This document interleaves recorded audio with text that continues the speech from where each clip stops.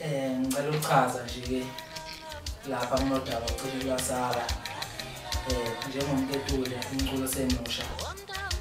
kunengoma yami yasebenza ngendlela engekho mhlawumbe emthethweni eyathathwa kwathiwa umculi osemkantibomvu engathi mhlawumbe nje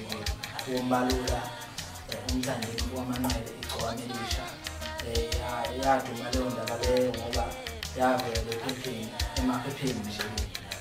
kwathiwa mhlawumbe kunengoma yakhe ikhipha ngoDisemba kwakuyingoma yami somculo semusha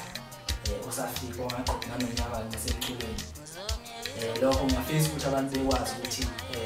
ingoma yami leyo ngicabanga ukuthi iyavela njengamanje ngoba ngikhuluma bayizwa nabantu bengazi ukuthi ingoma iculwa yini